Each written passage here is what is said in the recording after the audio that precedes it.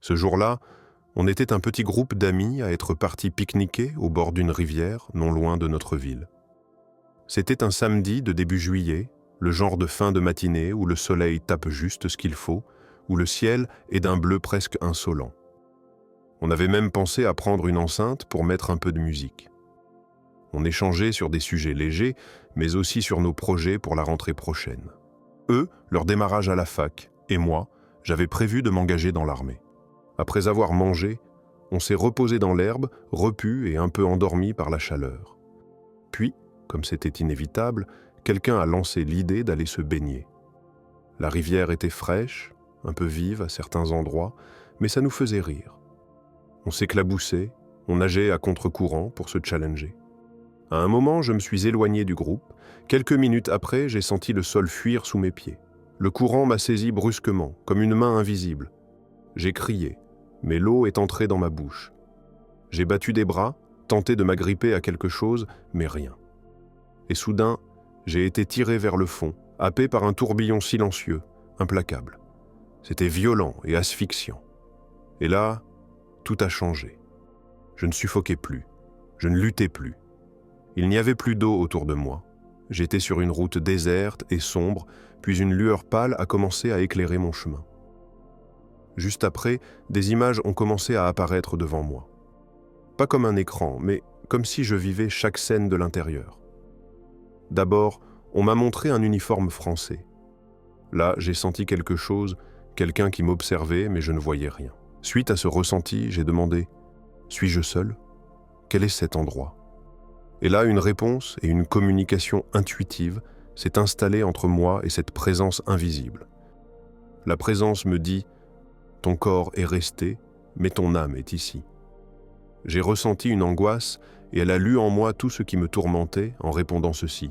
« Peu importe qui je suis vraiment, mais tu peux penser à un berger ou à une boussole et je suis là pour t'éclairer. Es-tu sûr de vouloir emprunter cette voie ? Tu dois voir au-delà des uniformes. Les guerres naissent de l'ignorance, de la peur et de l'avidité. Et toi, tu n'es pas venu pour tuer.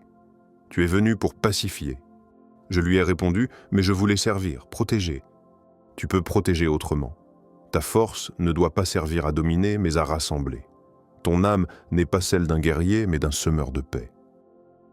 Puis, d'autres images, plus dures des guerres anciennes, ont défilé.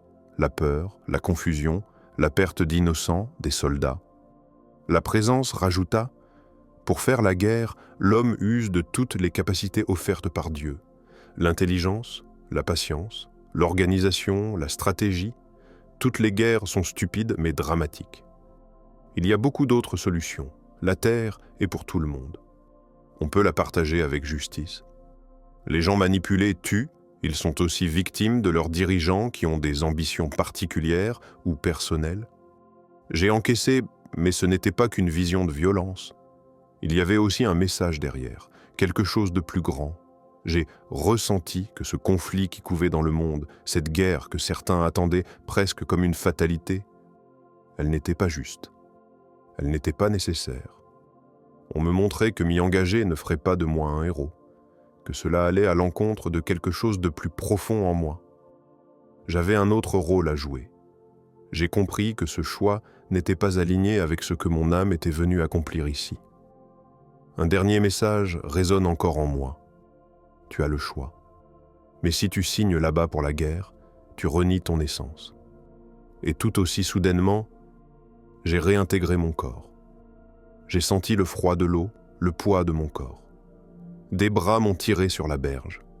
L'un de mes amis hurlait mon nom, les yeux pleins de larmes. Je toussais. Pour mes amis, j'étais un miraculé. Pour moi, un réveillé. Je suis revenu avec cette certitude, c'est dans la paix que se trouve tout ce qu'il a de bon pour chacun. Ensuite, j'ai longuement réfléchi.